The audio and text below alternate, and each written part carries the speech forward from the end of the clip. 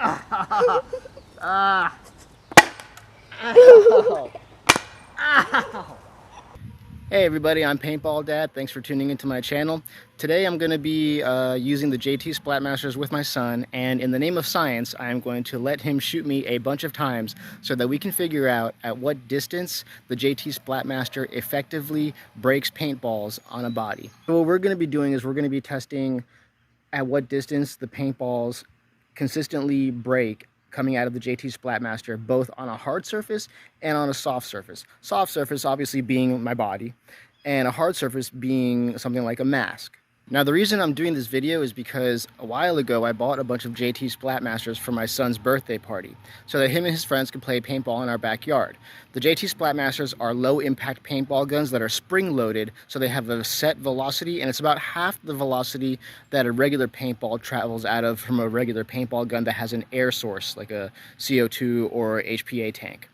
Now, they are marketed for kids because they shoot at a much slower speed and they don't hurt as much. But because of that, what I noticed was that on his birthday, when they actually played, a lot of the kids, when they would get hit, they did not have paint on them. The paintball was not shooting fast enough to break.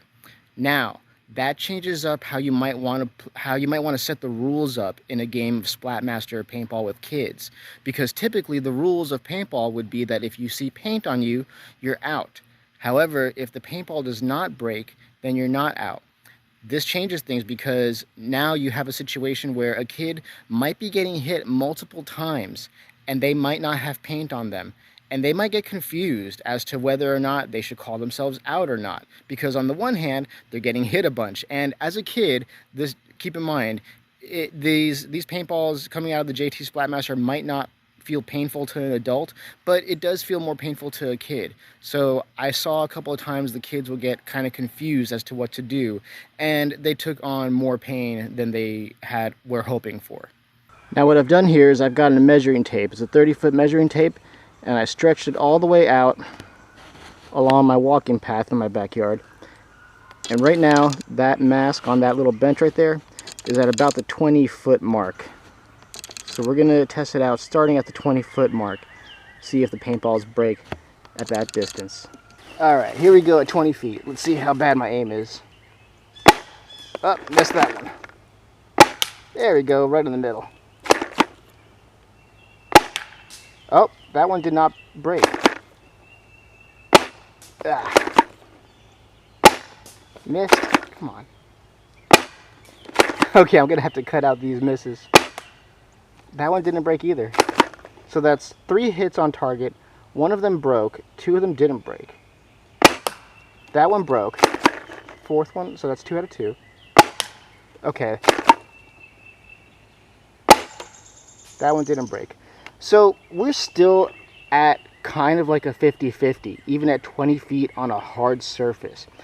What I'm noticing is that it seems to be dependent on the angle of the surface. See how the 2 that broke on the front, on the center, they're more or less like on a flat surface. The center of the lens and the center of the mouth guard right there, those are both flat, facing towards the front of your opponent. Whereas the side of the lens kind of curves more, and it seems to be causing more of a bounce. Same thing with the visor. I hit one on the visor, and I think that one bounced off too. And the side of the face guard as well. So it seems to be still like a 50-50, even on a hard surface at 20 feet. So let's bring it a little bit closer. Okay, so now I moved it closer to 15 feet. Let's see how it works here. Good. Break, even on the side, good. 3. That one didn't break on the grill, on the face, on the mouth part. Missed. Alright, good. Let me try one more on that mouth guard. No. No. Okay, that one broke. Overall, though, at 15 feet, you do have really good consistency with the paintballs breaking. And that's good because 15 feet really does feel like it's getting pretty close. Like, let me zoom out. I'm not sure if you can really tell from the camera view, but 15 feet does feel pretty close. I feel like most kids would not want to get this close to each other. If it's their first time playing paintball together, they might get kind of, you know, scared to get even this close. But yeah, 15 feet you have good consistency of breakage on a hard surface like the mask. Alright, so for this next part, I'm going to have my son shooting at me while I do the same distance test to see how far the paintballs will consistently splatter on a body from the JT Splatmaster. Alright, so now we're going to be doing the distance test against my body, and I'm starting at 20 feet. Ready? Ow! It didn't break. Go again. Nope. Go again. Nope. Ow! Sorry. It still didn't break. Okay, that was what? 4 shots? 5 shots? 4 shots. And none of them broke. I guess we gotta move closer. Okay, so I'll be honest, that kind of sucked. These things do still sting a little bit, just not as much as a regular paintball. But I moved up to 15 feet now. We'll see the consistency of them breaking on my body at 15 feet. Go. Nothing. Hit me right there, but it still didn't break. Ah. Did it break? I can't tell. No. No? Alright, so that's 3 so far with no breaks. Go. Ah.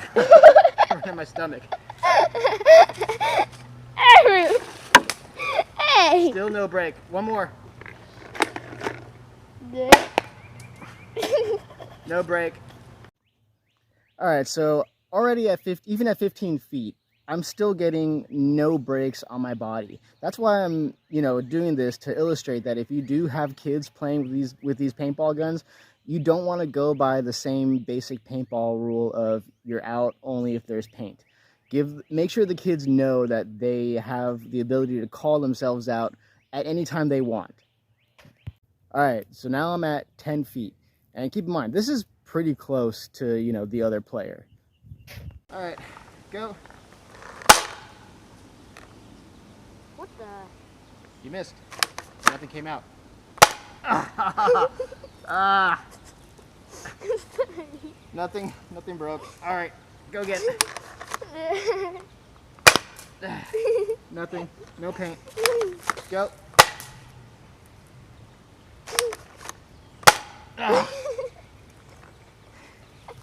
No paint. 3 shots was hitting you. Go. Alright, one more. There's 4. Ah. Try to hit me one square in the chest.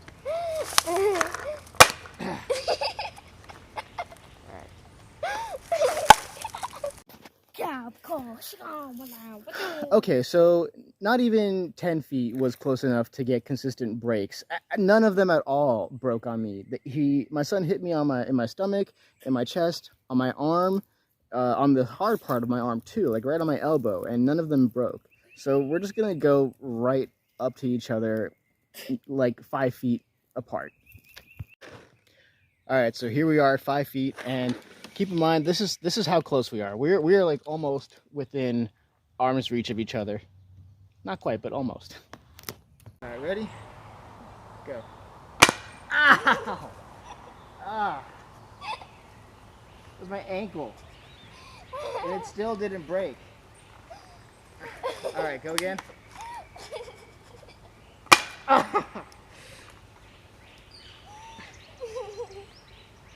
No paint. Go again.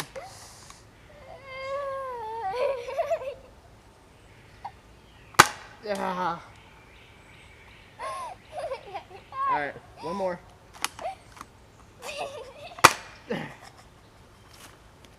All right. All right, so that concludes our test for today. Basically, we did not find any distance that the Splatmasters will consistently break on a body. We got as close as 5 feet from each other, which is, again, like just a little more than like 2 arms lengths from each other. And it still wasn't breaking. At that point, you basically got to be, you know, right in front of the muzzle for it to probably even get a chance to break. Although, honestly, well, I mean, let's test that out. But I don't think it's going to break even if I'm right in front of the muzzle, because from my thinking, it's not even going to have the distance to really pick up its maximum velocity. But let's try a couple of shots. Shoot my arm. Even that didn't break. It hurt. It hurt quite a bit, but it didn't break. The closer you are, the more it hurts. And here, just to show you guys, these are the paintballs after they've been shot. They completely did not break. Trying to reach for it without looking at it. I'm just looking through my camera. Even at the closer range, let's see, there's one right here. See, it's completely intact. Now, I want to be clear. This does not in any way mean that this is a bad product. It does not mean that you shouldn't invest in these JT Splatmasters. I like them. My son likes them. Just don't make the same mistake that I did. Don't tell the kids that you're only out if there's paint on you. Otherwise, they are going to overshoot each other, and they are not going to have a good time.